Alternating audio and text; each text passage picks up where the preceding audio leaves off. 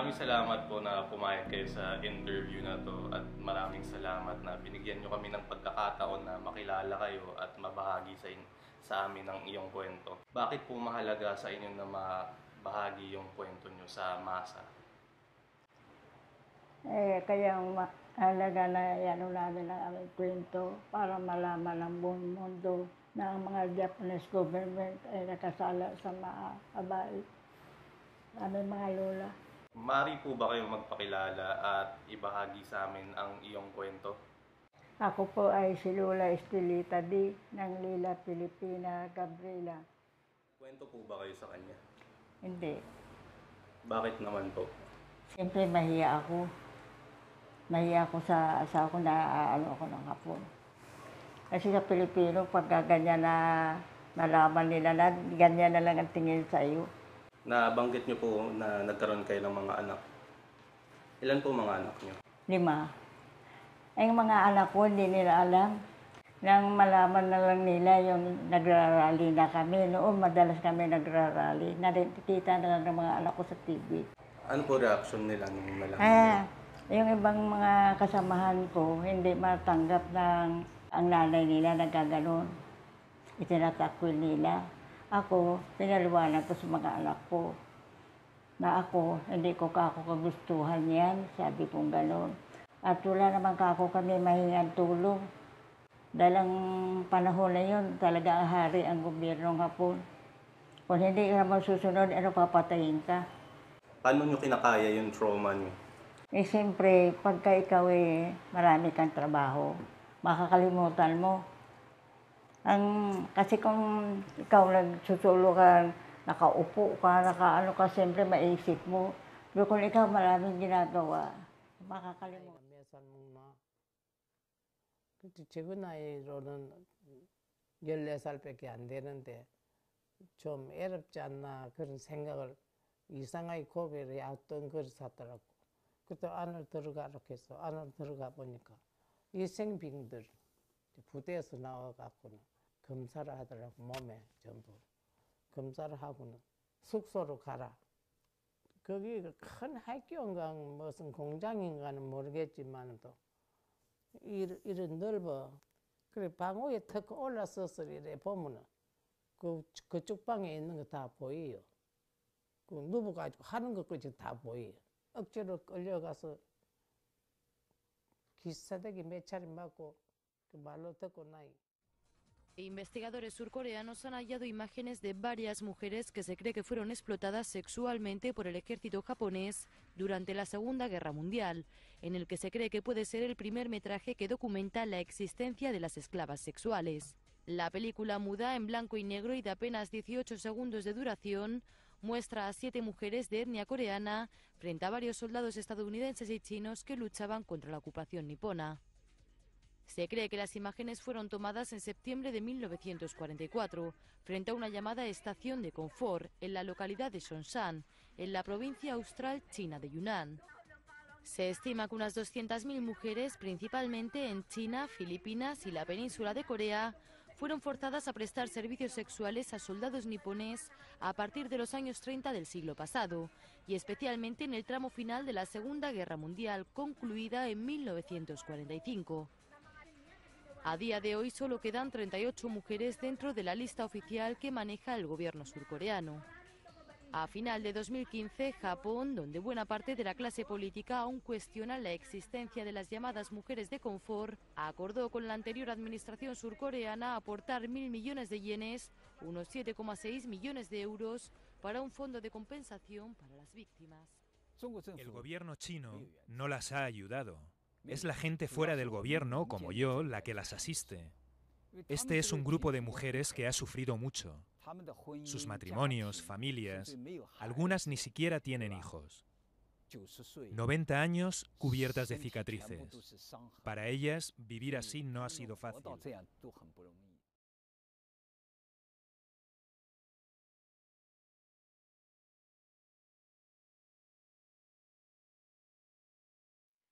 Hola chicos, mi nombre es Patricia López Rodríguez y soy ayudante alumna de la cátedra.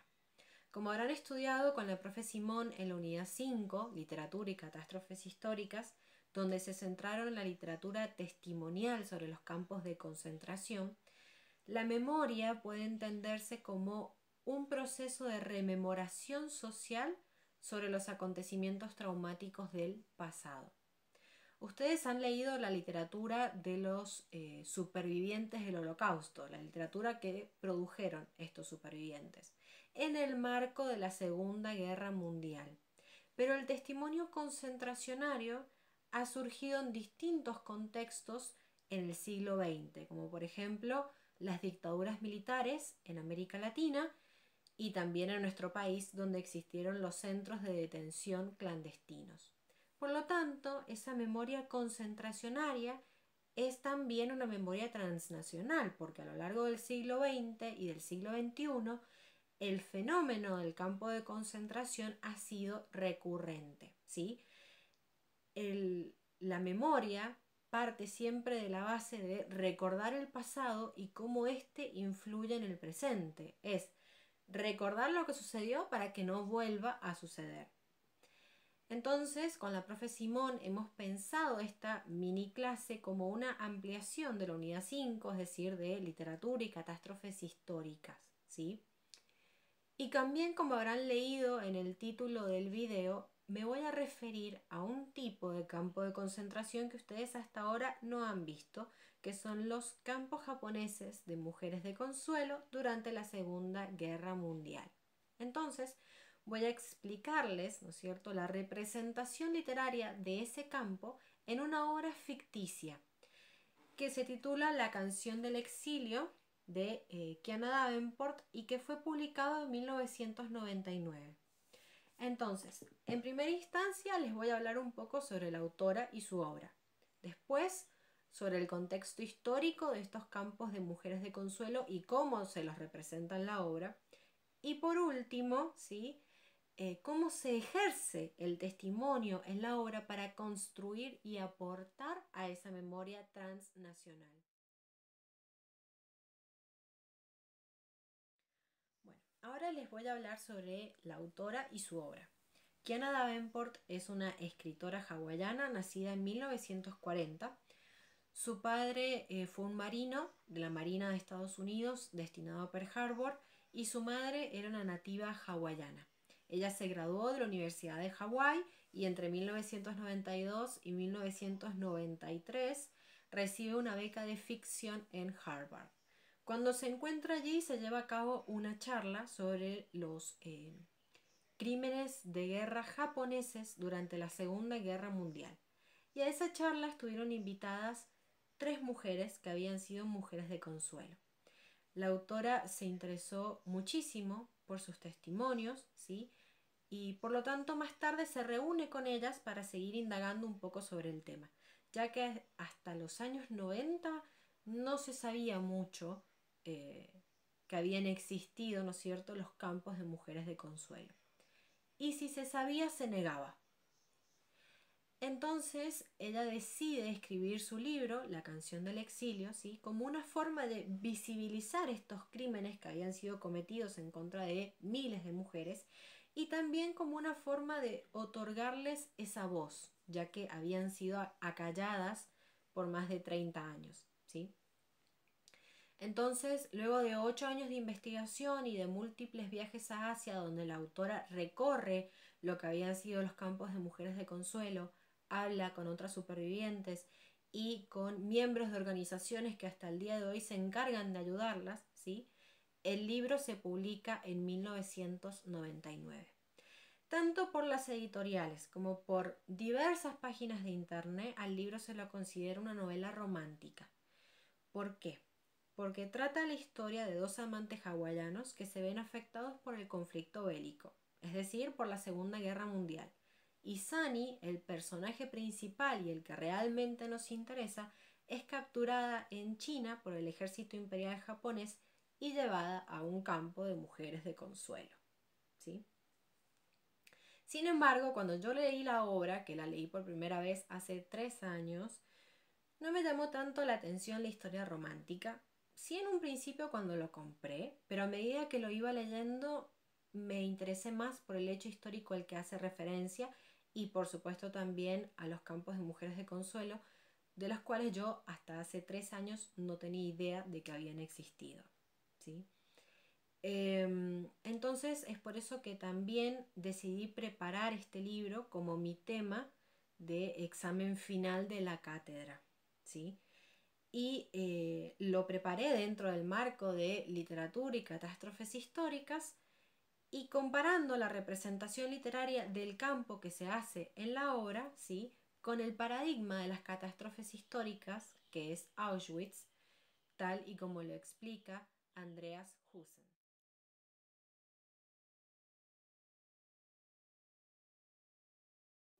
Bueno, ahora les voy a explicar un poco el contexto histórico de los campos japoneses de mujeres de consuelo y cómo se lo representa en la obra La canción del exilio. Los historiadores no saben muy bien en qué momento surgieron los campos de mujeres de consuelo, pero sí lo atribuyen al incidente de Shanghái, que fue un conflicto bélico entre China y el Imperio de Japón en 1932, en el cual se registró una serie de incidentes, es decir, soldados japoneses habían atacado sexualmente a mujeres chinas. Entonces los oficiales de alto rango, para evitar que sucedieran estos incidentes y también para evitar que la imagen del ejército imperial japonés quedara manchada, crearon burdeles militares, en los cuales ofrecieron a trabajar prostitutas japonesas.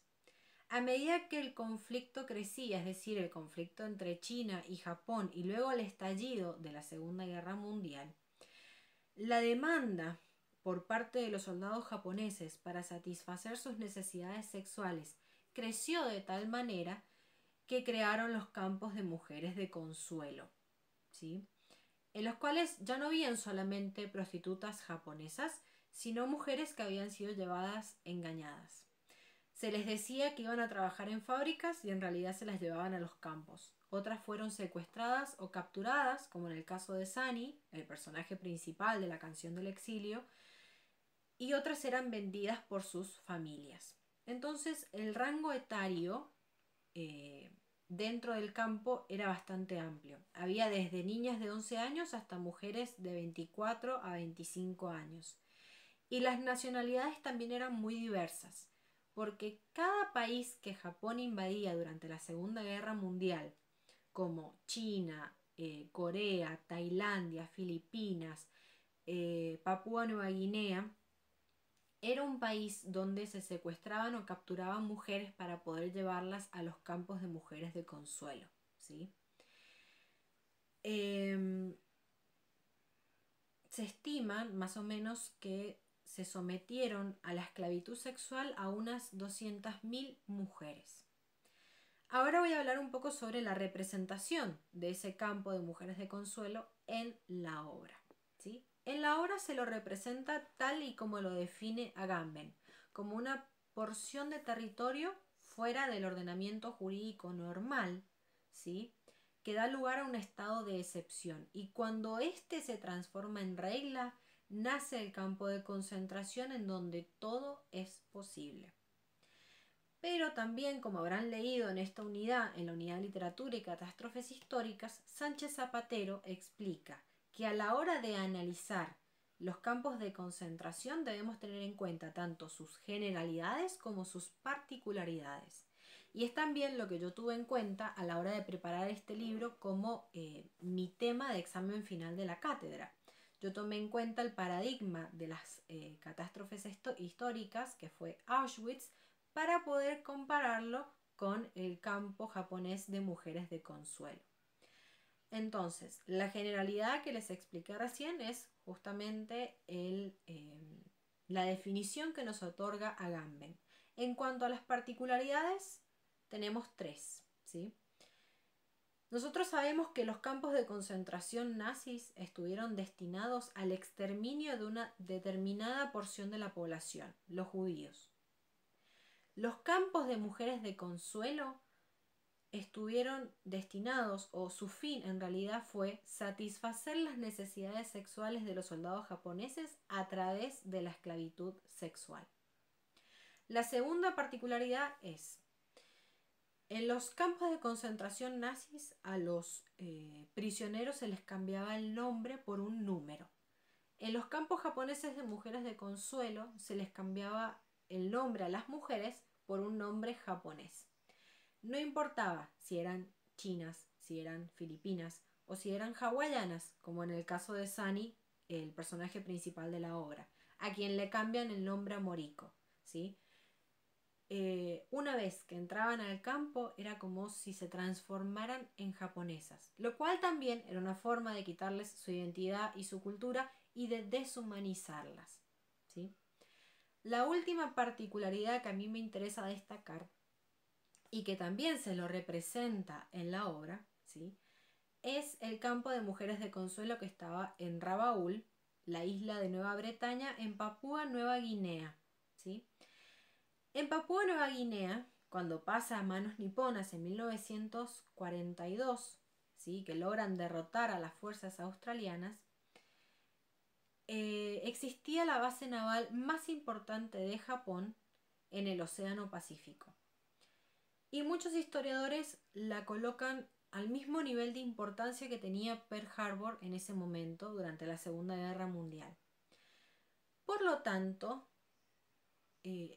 hicieron una serie de túneles, ¿sí?, o excavaron, mejor dicho, una serie de túneles en esa base naval. ¿Para qué? Para poder resguardarse de los bombardeos de las fuerzas aliadas, porque por supuesto los aliados sabían que esa base naval era la más importante de Japón. Entonces, durante toda la Segunda Guerra Mundial intentaron llegar a esa base naval y recién lo logran en 1945. Y estos túneles, que también se los representa en la obra, estaban abastecidos con hospitales, búnkeres, barracones, alimentos, es decir, todo lo necesario para poder subsistir allí en caso de un bombardeo o de un ataque de los enemigos. Y no estaban pensados solamente para resguardar a los oficiales de alto rango y a los soldados japoneses, sino también a las mujeres de consuelo y a los prisioneros de guerra.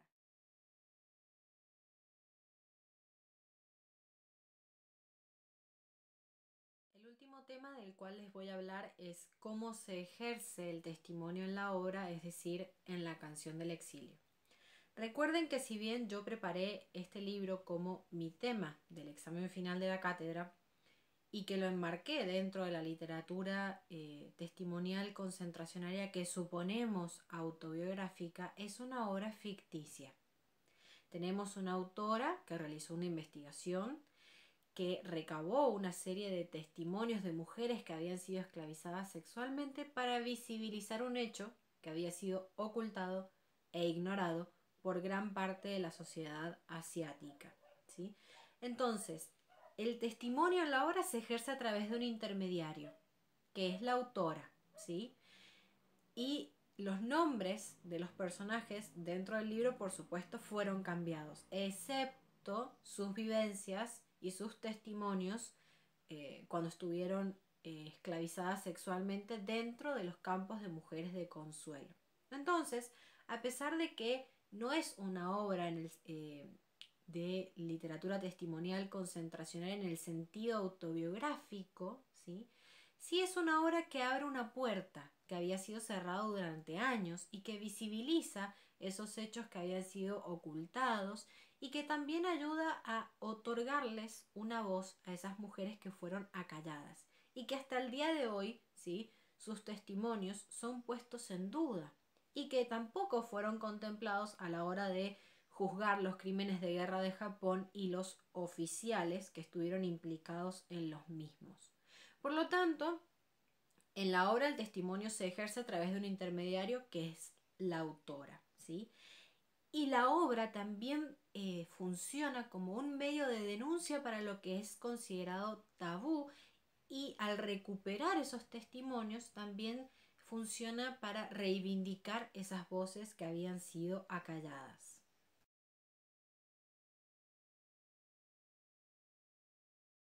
A modo de conclusión, ¿sí?, a pesar de que la canción del exilio es una obra ficticia, ayuda a construir esa memoria transnacional recurrente en el siglo XX y en el siglo XXI.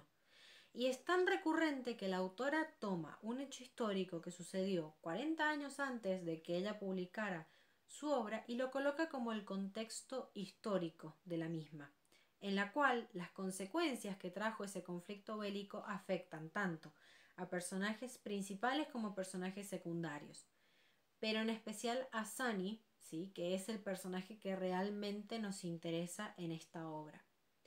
Entonces, la canción del exilio de Kiana Davenport puede ser considerada como una obra que amplía ese concepto de memoria transnacional al representar un tipo de campo de concentración que fueron los campos japoneses de mujeres de consuelo durante la Segunda Guerra Mundial.